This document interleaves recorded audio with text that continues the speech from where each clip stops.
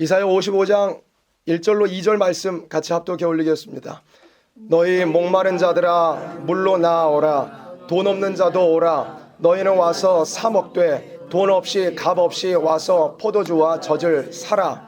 너희가 어찌하여 양식 아닌 것을 위하여 은을 달아주며 배부르게 못할 것을 위하여 수고하느냐.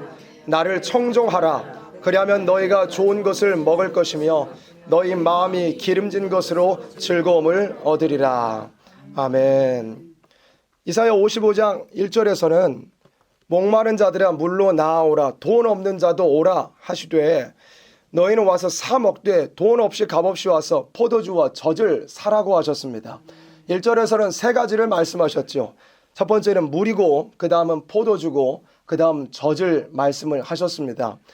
물을, 포도주를, 젖을 나와서 마시되 그냥 마시는 것이 아니고 값 없이 돈 없이 사서 먹으라고 말씀을 했습니다.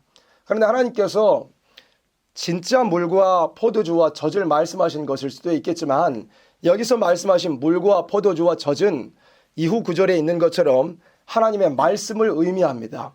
2절 한번 보세요. 너희가 어찌하여 양식 아닌 것을 위하여 은을 달아주며 배부르게 못할 것을 위하여 수고하느냐. 그러면 사람이 이 땅에 먹는 육적 양식이 사람을 온전히 배부르게 하는 것이 아니고 또 사람이 먹고 살아야 될 것이 육적 양식만이 아니라는 것을 분명히 말씀하신 겁니다. 그런데 사람이 자기에게 진짜 필요한 양식이 무엇인지를 알지 못하고 금세 몇 시간이 지나버리면 다시 배고프게 되고 그리고 금세 뒤로 나가버릴 육적 양식만을 위하여 사는 것이 어리석은 일이라고 말씀을 한 겁니다. 그리고 2절에 중간에 보시면 나를 뭐 하라고 그러셨습니까? 청종하라라고 말씀을 하셨습니다. 나를 청종하라 하신 겁니다. 청종하라는 것은 듣고 순종하라는 말씀이겠죠. 그래서 1절에 물과 포도주와 젖을 나와서 사라고 말씀하신 것은 바로 하나님의 말씀을 와서 듣고 순종하라는 것을 뜻한 겁니다. 그래서 물도 포도주도 젖도 하나님의 말씀을 의미를 한 겁니다. 그래서 이 신약 성경에 보면 베드로도 이 하나님의 말씀을 신령한 젖이라고 표현하기도 했고 예수님께서도 성령으로 말미암아 깨닫게 되는 진리의 성령으로 말미암아 알게 하시고 깨닫게 하시는 하나님의 말씀을 생명수 물이라고 표현하기도 하셨습니다. 그리고 포도주도 우리가 알고 있는 대로 이사야 25장이라든지 요한계시록 6장이라든지 하나님의 말씀, 특별히 이 마지막 때에 우리에게 필요한 예언의 말씀을 포도주라고 표현한 것도 우리는 알고 있습니다. 그래서 하나님께서 물과 포도주와 젖으로 나와서 이것을 사서 먹으라고 하셨습니다. 이것은 하나님의 말씀을 하나님께로 나와서 듣되 또한 순종해야 될 것을 말씀한 겁니다. 그리하면 너희가 좋은 것을 먹을 것이며 너희 마음이 기름진 것으로 즐거움을 얻으리라고 하셨습니다. 그럼 하나님의 말씀을 와서 사서 먹으라는 건데 우리가 먼저 알아야 될 것은 하나님 말씀이 뭔지를 알아야 되는 겁니다.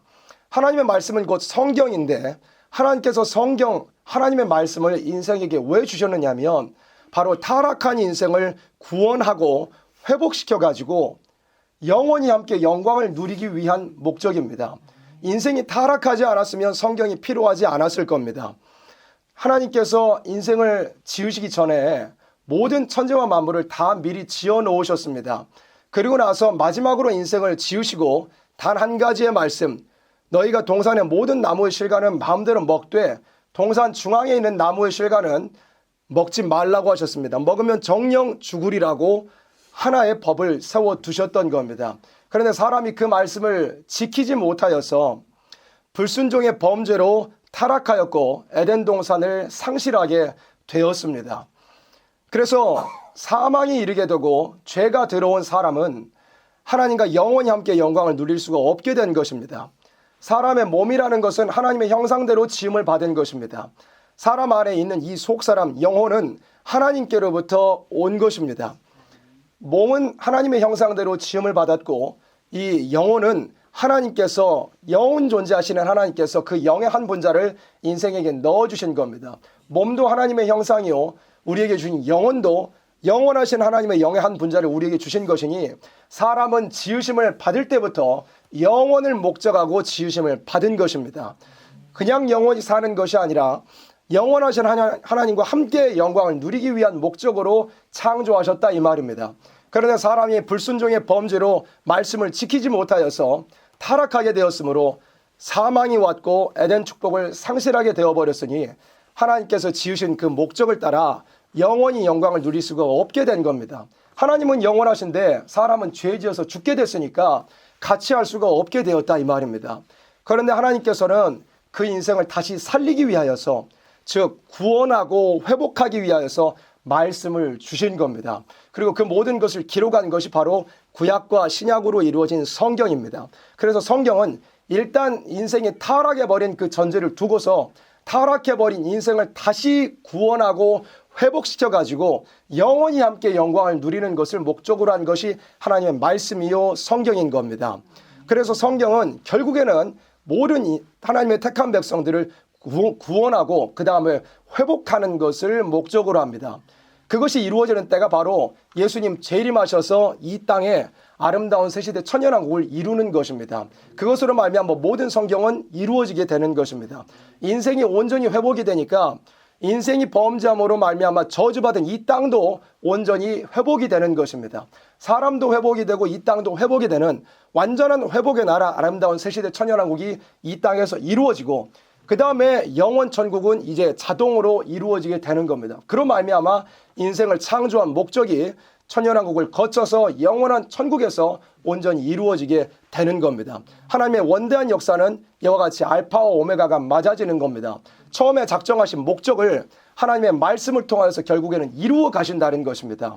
그래서 우리가 알파만 바로 알고 있다면 오메가도 바로 알 수 있는 겁니다. 인생을 영원을 목적하고 창조하셨으니 타락하였을지라도 말씀을 주셔서 그 인생을 살리고 회복시키고 구원하여서 결국에는 영원한 영광을 함께 누리고자 하는 것이 하나님의 말씀의 목적이요 하나님의 역사의 목적이라는 것입니다. 그래서 하나님의 말씀은 이와 같은데 이와 같은 하나님의 말씀을 와서 사서 먹으라고 한 겁니다. 그와 같은 하나님의 말씀을 타락한 인생을 구원하고 회복시켜서 영원히 함께 영광을 누리기 위한 하나님의 말씀을 사서 먹으라고 한 겁니다. 그런데 이 사라는 말씀이 세상의 물질로 사라는 말씀이 아닌 것을 우리는 압니다. 사도행전에서 보아서 알 수 있듯이 그 마술사 시몬은 성령의 역사, 하나님의 역사를 돈으로 사보려고 했다가 베드로에게 아주 심한 책망을 받는 일도 있었습니다. 하나님의 역사, 하나님의 말씀은 세상에 돈을 주고서 매매하거나 사고 팔거나 할 수 있는 것이 아닙니다. 1절 본문에서도 너희는 와서 사 먹되 돈 없이 값 없이 와서 포도주와 젖을 사라고 하셨습니다. 세상 돈으로 말씀을 사는 것이 아닌데 사서 마시라고 말씀을 한 겁니다. 그러면 여기서 산다는 의미는 하나님의 말씀을 돈으로 값으로 사는 것이 아니라 산다는 의미는 무슨 의미냐면 바로 우리의 희생을 통하여서 하나님의 말씀을 사야 된다는 것을 말씀을 한 것입니다. 하나님의 말씀이 이루어지기 위해서는 이 세상에 타락해버린 다음에야 희생이 없이는 이루어질 수 없게 돼버렸습니다. 인생이 타락했기 때문에 인생이 타락하고 땅이 저주받았으므로 우리를 살리기 위한 하나님의 말씀은 희생이 없이는 결코 이루어질 수 없게 되어버렸다 이 말입니다. 가장 먼저는 그래서 하나님께서 창세기 3장에서부터 인생이 범죄였으니까 어쩔 수 없습니다. 하나님의 공의에 따라 에덴 동산에서 쫓아내실 수밖에 없었습니다. 그러나 하나님께서 에덴 동산에서 아담과 하와를 쫓아내시면서도 그냥 쫓아내신 것이 아니라 무슨 옷을 지어 입히셨습니까? 가죽 옷을 지어 입히셨습니다. 가죽 옷을 지어 입히셨다는 것은 그 가죽이 당연히 사람의 가죽은 아니었을 겁니다. 아담과 하와의 가죽이 아니니까요. 그러면 짐승의 가죽일 텐데 짐승의 가죽을 입히셨다는 것은 분명히 짐승의 피가 흘려졌다는 의미입니다. 그러니까 그리고 하나님께서 말씀하시기로는 창세기 3장 15절에서 내가 너로 여자의 원수가 되게 하고 너의 후손도 여자의 후손과 원수가 되게 하리니 여자의 후손은 내 머리, 그러니까 뱀의 머리를 상하게 할 것이요 너는 그의 발꿈치를 상하게 할 것이냐 라고 하시면서 결국에는 여자의 후손을 통하여서 뱀의 머리를 박살을 낼 것을 하나님께서 이미 약속을 하시되 그 말씀이 이루기 위하여서는 피가 흘려야 된다는 것을 가죽옷을 통하여서 미리 보이신 겁니다. 하나님께서는 인생이 타락하여서 에덴 동산에서 쫓겨나는 그 순간부터 회복을 약속을 해놓으셨습니다. 말씀으로 회복을 약속을 해놓으셨는데 그 말씀으로 약속하신 것을 이루기 위해서는 희생이 필요하다는 것도 분명히 보여주신 겁니다. 가죽 옷, 짐승의 피가 흘려졌던 겁니다. 그래서 이 하나님의 원리라는 것은 인생이 타락해버린 다음에야 하나님의 말씀, 구원하고 회복시키기 위한 그 말씀을 이루기 위해서는 반드시 희생이 필요할 수밖에 없게 됐습니다. 그래서 우리가 알고 있는 대로 또 우리가 이미 받은 대로 하나님께서는 바로 창세기에서 3장에서부터 인생이 타락하여 쫓겨날 때부터 타락한 바로 그 순간부터 그리고 에베소서 1장과 같은 말씀을 통해서는 창세전부터 하나님께서는 아들 예수를 그리스도를 이 땅에 보내어서 인생을 대신하여 희생하기로 작정하셨습니다. 그리고 하나님께서 성경의 모든 말씀을 우리를 위하여서 주시되 구원과 회복의 소망을 주시되 아들 예수를 통하여서 그의 희생을 통하여서 모든 인생이 구원을 받고 회복받아서 영원히 함께 영광을 누리게 될 것을 말씀을 하신 것입니다. 그래서 하나님께서는 인생 구원하기 위하여서 타락한 인생 회복하기 위하여서 아들을 희생시키기로 작정을 하셨습니다. 그래서 말씀이 이루기 위해서는 반드시 희생이 필요할 수밖에 없는 겁니다. 그래서 오직 믿음으로 말미암아 받는 그 구원의 조상으로서 하나님께서 아브라함을 부르셨습니다. 아브라함을 부르셔서 너로 말미암아 땅의 모든 족속이 복을 받을 것이다. 너의 씨로 말미암아 천하 만민이 복을 받을 것이라는 약속을 세우셨습니다. 그 약속은 아브라함의 직계 후손으로 아들 예수를 이 땅에 사람으로 보내어서 모든 인생을 구원하시겠다는 약속이었습니다. 그리고 그 일을 시작하시기 전에 하나님께서 아브라함의 육적 후손을 통하여서 예고편의 시대를 즉 구약 시대를 이루실 것도 하나님께서 미리 약속을 해두셨습니다. 즉 믿음의 조상 아브라함 한 사람을 통하여서 예수 그리스도를 약속하신 것 동시에 그 예수 그리스도께서 오신 이후에 되어질 모든 일들을 미리 보이시기 위한 구약의 예고편의 역사도 하나님께서 약속을 하셨던 겁니다. 그래서 창세기 12장에서 보면 하나님께서 아브라함을 처음 부르셨습니다. 아브라함을 처음 부르실 때부터 두 가지 약속을 크게 두 가지 약속을 주시기를 너로 말미암아 큰 민족을 이룰 거라고 하셨습니다. 그게 바로 구약시대의 육적 이스라엘을 통하여서 이루어진 예고편의 시대였습니다. 그리고 또 한 가지의 약속은 바로 너로 말미암아 땅의 모든 족속, 너의 혈통적 후손뿐만 아니라 모든 족속이 구원을 받을 것이라고 약속을 하셨습니다. 그게 아브라함을 처음 부르셨을 때 주신 약속이었습니다. 그런데 그 약속이 확정을 받기 위해서는 아브라함의 희생이 필요했습니다. 하나님께서도 말씀을 이루기 위해서는 아들을 보내어서 희생시키기로 작정하셨던 것처럼 마찬가지로 모든 믿는 자들의 조상으로 세우신 아브라함을 통하여서 약속을 처음 부르실 때 주셨지만 그 약속을 확정짓기 위해서는 아브라함의 희생을 분명히 요구하셨습니다. 그 희생이 무슨 희생이었느냐면 아브라함이 여러 가지 고난과 시련이 많이 있었지만 바로 그 아들을 바치라는 것이었습니다. 99세까지 없었다가 100세가 되어야 겨우 하나님의 말씀대로 얻게 된 그 단 하나의 아들을 하나님께서 바쳐서 제사로 드리라고 말씀을 한 겁니다. 그리고 나서 아브라함은 하나님의 말씀에 순종하여서 그 아들을 분명히 바쳤습니다. 그 중심으로 진실로 아들을 바치기로 작정을 했고 실제로 칼을 들어 아들을 치려고 했던 겁니다. 하나님께서 아브라함에게 그 희생을 요구하셨던 것입니다. 그리고 천사가 나타나서 아브라함아 아브라함아 하면서 아브라함을 가로막았죠. 그 다음에 하나님께서 제물을 따로 준비해 놓으신 것도 우리가 알고 있습니다. 그리고 나서 창세기 22장에서 그 아브라함이 아들을 유일무이한 그 독자 아들 사랑하는 아들을 바치려는 그 희생에 작정을 하였을 때 하나님께서 아브라함에게 말씀하셨습니다. 내가 이제야 네가 하나님을 경외하는 것을 알겠다고 하셨습니다. 그리고 나서 창세기 22장에서 처음 부르셨을 때 그 약속을 완전히 도장을 찍어주셨습니다. 인을 쳐주셨다 이 말입니다. 너로 말미암아서 큰 민족을 이룰 것이다. 그 다음에 너로 말미암아 너의 씨로 말미암아 천하 만민이 복을 받을 것이다. 확정을 지어주신 것입니다. 그러니까 약속이 있어도 말씀이 있어도 그걸 확정받기 위해서는 반드시 희생이 필요한 법입니다. 하나님께서도 아들을 보내기로 작정하셨으니 아들을 보내어 희생하기로 작정하셔서 그 희생을 통하여 말씀을 이루기로 작정하셨으니 우리 인생들에게도 주신 말씀이 이루어지기 위해서는 희생이 없이는 결코 될 수가 없다는 것을 알아야 됩니다. 아브라함에게 하신 그 약속이 이삭을 통하여서 또 야곱에까지 이어져 내려오게 되었습니다. 야곱도 복받을 사람이었습니다. 그에게 그 언약의 말씀이 이어져 내려왔습니다. 그런데 야곱이 자신이 아무것도 알기 전에 어머니의 뱃속에 있을 때부터 하나님의 축복이 아브라함과 이삭과 에서가 아니라 작은 아들인 야곱을 통해서 이어지게 될 것을 하나님께서 작정을 하셨습니다. 그런데 아무리 야곱에게 약속의 말씀이 작정이 되어 있었어도 야곱이 그것을 그냥 받을 수는 없었던 겁니다. 야곱 한 사람에게도 개인적으로도 분명히 희생이 필요했던 겁니다. 하나님께서는 그걸 요구하셨습니다. 어쨌든 간에 말씀이 이루기 위해서는 희생이 필요할 수밖에 없는 겁니다. 그래서 하나님께서 야곱을 그 희생할 수밖에 없는 길로 가게 하실 때 먼저는 야곱은 부모님의 희생이 있었던 것을 우리가 알아야 됩니다. 우리가 알고 있듯이 그 야곱의 어머니 훌륭한 리브가의 희생이 분명히 있었던 겁니다. 리브가는 자신이 그 두 아들을 태에 품고 있었고 하나님의 지시를 받았으므로 어느 아들이 그 약속의 언약을 이어받게 될 것을 알고 있었습니다. 그래서 리브가가 야곱을 명령하여서 이리이리해서 아버지에게 와서 축복을 받으라고 명령을 했던 겁니다. 야곱은 잠깐 주저하는 일도 있었습니다. 원래 자기 것인 줄 알고 있었죠. 그리고 팥죽을 통하여서 장자의 명분을 샀고 에서도 그것을 맹세까지 했었습니다. 그런데도 두려움이 있는 것은 사실이죠. 누구나 그럴 수밖에 없는 겁니다. 그런데 리브가가 거기서 아주 큰 결단을 했던 걸 우리가 알고 있습니다.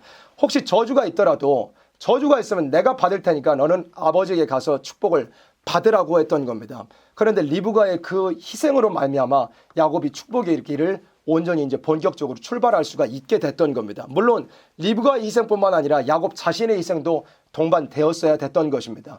야곱은 희생했습니다. 무엇을 희생했느냐면 그 형제와의 관계를 희생했습니다.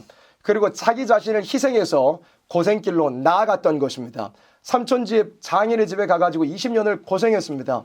20년 고생하면서 모든 것을 희생하고 하늘만 바라보면서 버티고 감수했습니다. 그리고 나서 20년이 차서 하나님께서 명령하셔서 이제 약속의 땅인 베델로, 자기에게 주신 그 약속의 땅, 말씀의 땅인 베델로 다시 돌아가게 되었습니다. 라반 삼촌, 자기 장인에게 고하지 않았습니다. 자기 야곱에게는 그것도 하나의 희생이었을 것입니다. 그러니까 모든 인간의 관계를 희생하고서 또 자기 자신을 희생하고서 자기에게 작정된 그 말씀을 얻기 위하여서 야곱은 나아갔던 것입니다. 그래서 아브라함도 이삭도 야곱도 말씀을 받기는 바랐으나 그 말씀을 도장을 찍어주시기 위하여서 그 믿음의 조상으로 세우시기 위하여서 하나님께서 믿음의 희생을 요구하셨고 그 믿음의 조상들은 결국은 희생을 하였으므로 모든 믿는 사람들의 믿음의 조상이 된 것입니다. 그러고 나서 하나님께서 말씀하신 대로 예수님을 보내어 주셨습니다. 하나님께서 창세기 3장에서부터 인간이 타락할 때부터 아들을 희생시키기로 작정을 하셨다고 그랬죠. 가죽 옷을 지어 입히신 것이 아들을 보내기로, 그리고 아들을 그냥 보내시는 것이 아니라 보내어 피 흘리게 할 것을 작정하셨던 겁니다. 그래서 아버지께서 정하신 때가 되어서 모든 선지자들의 예언과 모세의 글과 시편에 가리킨 대로 아들 예수를 이 땅에 예언된 대로 보내어서 아들 예수가 죽기를 원하셨습니다. 그로 상함을 받기를 원하셨다라고 말씀을 했습니다. 그리하여서 인생을 구원하겠다는 약속의 말씀을 이루려고 하나님께서 하셨습니다. 희생하셔서, 아들을 희생하셔서 인생을 살리기 위한 말씀을 이루려고 하나님께서는 역사하셨다는 겁니다. 아들 예수님께서도 이 땅에 오셔서 희생하셨습니다. 오직 아버지 하나님의 뜻에 순종하여 그 말씀을 이루기 위하여서 자기 자신을 희생하신 우리 예수님이었습니다. 높고 높은 영광에 계셨던 우리 예수님께서 아버지 하나님의 말씀에 순종하여, 그것도 다른 말씀이 아니라 하나님의 원수가 되어버렸고 하나님을 대적하는 삶을 살며 죄와 사망의 종로로 타고는 그 인생을 위하여서 이 땅에 오시되 가장 낮은 모습으로 오셔서 인생을 위해 대신 죽어야 한다는 그 아버지 하나님의 뜻에 순종하여 자신을 바쳐 희생하러 이 땅에 오셨던 것입니다. 예수님께서는 자신을 희생하심으로 아버지 하나님의 말씀, 즉 타락한 인생, 벌레만도 못한 인생을 구원하기 위한 그 말씀을 이루려고 역사하신 것입니다. 그래서 하나님의 말씀이라는 것은 희생이 없이는 결코 이루어질 수 없는 법입니다. 결코 희생 없이는 이루어질 수 없는 법입니다. 예수님께서 말할 수 없는 희생으로 자신을 바쳐서 우리 인생을 구원하겠다는 하나님의 약속의 말씀을 이루셨던 것입니다. 우리는 희생으로 말미암아 하나님의 말씀대로 구원을 얻은, 은혜를 받은 그런 사람들이 된 것입니다. 그리고 나서 예수님께서 이와 같이 십자가로 희생을 통하여서 하나님의 말씀대로 구원을 완성하시고 그 뒤를 따라가는 모든 제자들도 그와 같은 희생의 길을 나섰던 것을 우리가 알고 있습니다. 베드로는 예수님께 자신이 여쭈었던 말씀 그대로 모든 것을 버리고 주를 쫓았다고 그랬습니다. 베드로는 진짜로 모든 것을 다 뒤로 하고 오직 예수님만 따라서 나갔던 겁니다. 그러니까 모든 것을 희생하고 주님의 말씀 전하기 위하여서 나아갔던 겁니다. 그리고 특별히 우리 말세 사명자들을 보여준 보아너게의 이름을 받은 그 원조들인 요한과 야고보 그 두 사도도 사명을 위하여서 나설 때, 사도로 부르심을 받아서 나설 때 버리고 나갔다고 그랬습니다. 특히 요한과 야고보는 무엇을 버렸다고 그랬습니까? 배를 버렸다고 그랬습니다. 배를 버렸고, 배를 버렸다는 것은 자기가 예수님을 만나기 전에 먹고 살기 위해서 했던 모든 근심과 또한 모든 수고와 인간의 손으로 생계를 위하여서 했던 모든 것들을 다 버려두고 예수님을 따라 나아갔다는 것입니다. 말세 사명자들은 그와 같은 희생과 결단이 있어야 되는 것을 요한과 야고보를 통해서 먼저 보여준 것입니다. 그 다음에 요한과 야고보는 또한 누구를 버렸습니까? 배만 버린 것이 아니었습니다. 그 배 위에 예수님께서 요한과 야고보를 부르실 때 아버지와 함께 배에 타고 있었습니다. 그런데 요한과 야고보는 예수님의 부르심을 받아서 배를 버렸을 뿐만 아니라 아버지를 버렸습니다. 말세 사명자가 되기 위해서는 아버지까지라도 버릴 수 있는 결단이 필요하다는 것을 요한과 야고보를 통하여서 보여준 겁니다. 요한과 야고보는 아버지를 버렸습니다. 그리고 나서 보아너게 사명을 받았고 요한은 그리고 요한계시록의 말씀을 받는 데 완전 계시를 받는 인격에까지 나아갔던 것입니다. 그래서 어쨌든 제자들도 예수님의 말씀에 순종하여서 그 말씀을 전하고 그 말씀대로 축복을 받을 사람이 되기 위하여서 자신들의 희생이 분명히 필요했던 것입니다. 그래서 어쨌든 말씀이 이루어지기 위해서는 희생이 필요하다는 것이 성경에 어디를 봐도 변하지 않은 원리라는 걸 우리는 알 수가 있는 겁니다. 이 민족을 향한 하나님의 약속의 말씀은 이미 있었습니다. 우리가 알고 있듯이 창세기 9장에서부터 하나님께서는 노아를 통하여서 야벳도 있고 셈도 있지만 야벳도 있고 함도 있었지만 하나님은 셈의 하나님이라고 이미 수천 년 전부터 작정을 해놓으셨습니다. 셈은 동방 사람 즉 아시아 사람을 뜻한 겁니다. 그리고 성경의 모든 역사를 이어오면서 또 에덴 동산도 동방의 에덴의 동산을 창설하셨다고 그랬잖아요. 하나님의 역사는 동방을 중심하여서 이루어져 왔는데 또한 요한계시록 7장 2절에도 보니까 다른 천사가 살아계신 하나님의 인을 가지고 해 돋는 데서부터 올라올 것도 분명히 예언이 되어 있습니다. 그 동방에서부터 일어나는 하나님의 역사, 해 돋는 데서부터 일어나는 하나님의 역사를 위하여서 이 나라, 이 민족은 하나님께서 이미 작정하여 놓으셨던 겁니다.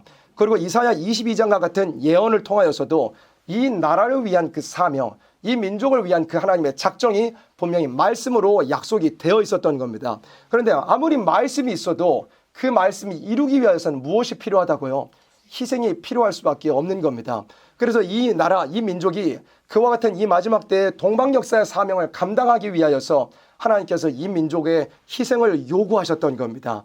그래서 3.1절이라는 것도 이 민족이 여러 압박과 핍박 속에 있으면서 이 민족의 해방을 위하여서 또 믿음의 선진들이 그 당시에는 자신도 몰랐겠지만 이 나라, 이 민족이 감당해야 될 동방 역사를 위하여서 피 흘렸고 땀 흘렸고 억울했고 원통했고 매맞았고 줄였던 겁니다.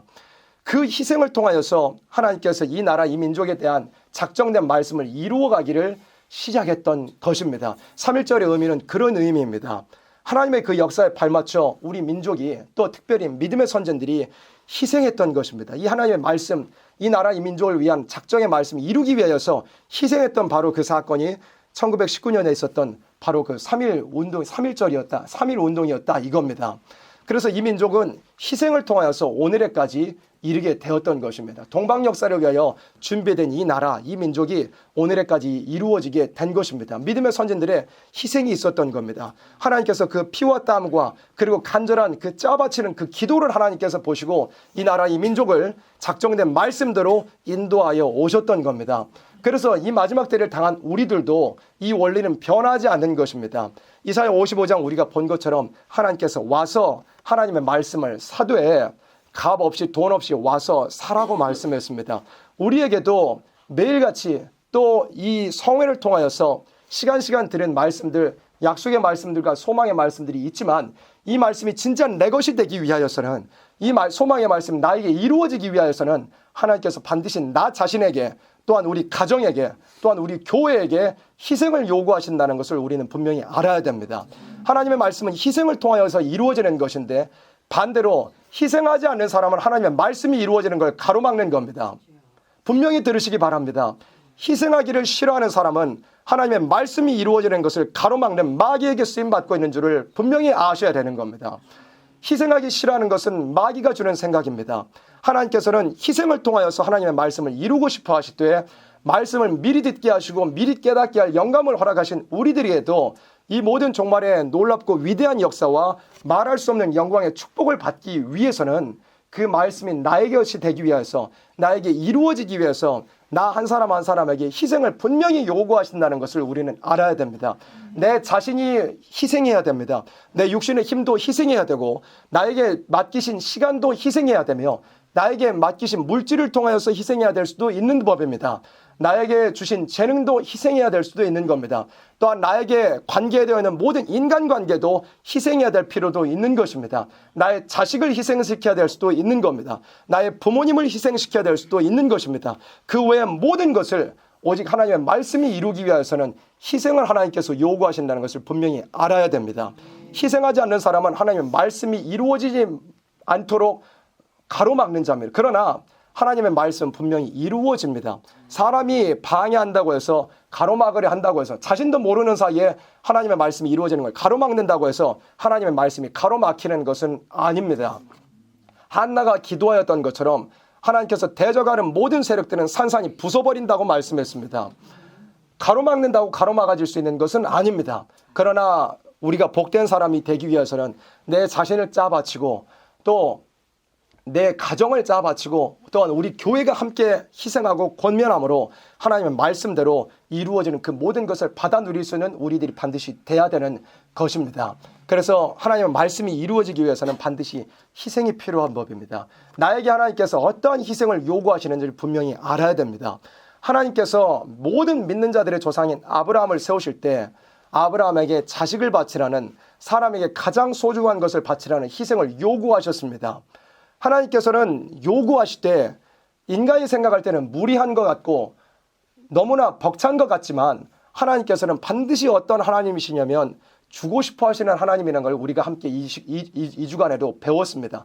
하나님은 결코 주고 싶어 하시는 분이고 하나님은 반드시 주고 싶어 하시는 분이고 하나님은 결국에는 주시는 분입니다. 그런데 주려고 하시는데 사람에게는 먼저는 희생을 요구하시는 겁니다. 그런데 희생을 요구하실 때 우리가 아브라함을 통하여 알 수 있듯이 아들을 바치라고 하셨지만 하나님께서 그 중심을 보시고 분명히 확인하셨지 실제로 아들을 바치게는 안 하셨습니다. 실제로 바쳤을지라도 그 아들을 분명히 살리실 것을 아브라함은 믿는 믿음이 있었다 이 말입니다. 우리에게도 아브라함과 같은 희생을 요구하십니다. 왜 그러시느냐면 말씀이 우리에게 이루어지기를 원하시기 때문에 그렇습니다. 인간의 생각은 벅차고 감당할 수 없을 것 같지만 내어 던지고 하나님의 말씀대로 순종하여 희생한다면 약속의 말씀은 나를 통하여 이루어지는 것입니다. 아브라함에게 하신 그 약속이 그 믿음에 호손된 우리에게 또한 이루어지기 위해서는 이 자리에 있는 우리 모두에게 아브라함의 믿음에 호손된 우리들에게도 아브라함과 같은 동일한 희생을 분명히 요구하신다는 것을 우리가 알아야 됩니다. 가장 소중한 것, 가장 사랑하는 것을 하나님께서 나 자신에게 요구하신다는 것을 분명히 알아야 됩니다. 그 모든 것을 전심으로 조금의 섞인 것도 없는 그 심령으로 하나님께 바치려고 할 때 하나님께서 그 중심을 받으실 때 모든 것을 빠진 것이나 부족한 것이 없도록 다시 채워주시는 분인 줄을 우리가 믿어야 됩니다. 베드로가 방금 설명한 것처럼 베드로가 여쭈었죠. 주님, 저희가 모든 것을 버리고 주님을 따랐습니다. 저희가 무엇을 얻겠습니까? 예수님께 여쭈었습니다. 예수님께서 답하셨습니다. 나를 위하여, 복음을 위하여 어미나 아비나 자식이나 아들이나 딸이나 전토나 모든 것을 버린 자는 이 땅에서도 배나 얻고 영생을 상속하지 못할 자가 없을 것이라고 분명히 약속하셨습니다. 예수님을 믿는 믿음은 그것입니다. 이 땅에 있는 것을 희생할 때 이 땅에서도 채워주시고 영원한 영광으로 채워주실 것을 믿고 나아가는 것이 우리에게 요구하시는 믿음이라 이겁니다. 그래서 이 민족의 약속된 말씀을 이루기 위하여서 믿음의 선진들이 3.1 운동을 통하여서 희생하고 짜바쳤을 때 하나님께서 그 희생을 보시고 이 민족을 위하여서 해방을 주시고 건국을 주시고 오늘에까지 동방 역사를 위하여서 보존하여 두셨던 것처럼, 또한 이 자리에는 우리 모두에게 주신 하나님의 말씀도 내게 이것이 현실적으로 이루어지고 말씀대로 축복을 내가 받기 위해서는 반드시 나에게 멀리가 아니라 훗날이 아니라 바로 오늘이란 날에 이 시간에 나에게 무언가를 희생을 요구하고 계시다는 것을 알아야 됩니다. 그렇다고 하나님이 방금 설명했지만 하나님은 빼앗아 가시는 분이 아니라는 것, 분명히 주고 싶어서 말씀 나에게 이루기 위하여서 희생을 요구하신다는 것을 알아야 됩니다. 하나님은 그냥 하시는 분이 아닙니다. 하나님께서도 희생을 먼저 하셨습니다. 하나님께서도 아들을 희생을 하셨다 이 말입니다. 그래서 우리에게도 동일한 희생을 요구하실 때 함께 영광을 누리기 위하여 하나님은 우리에게 희생을 요구하시는 줄을 우리가 알아야 되는 것입니다. 그래서 우리가 인간의 생각으로는, 세상의 근심으로는 심히 어렵고 벅찰지는 몰라도 그 모든 것을 내려놓고 희생함으로 나아갈 때 말씀을 우리에게 이루어지게 하시는 줄을 우리가 믿고 반드시 희생을 통하여 말씀대로 축복받는 우리 모두들이 되어야 되겠습니다. 아멘.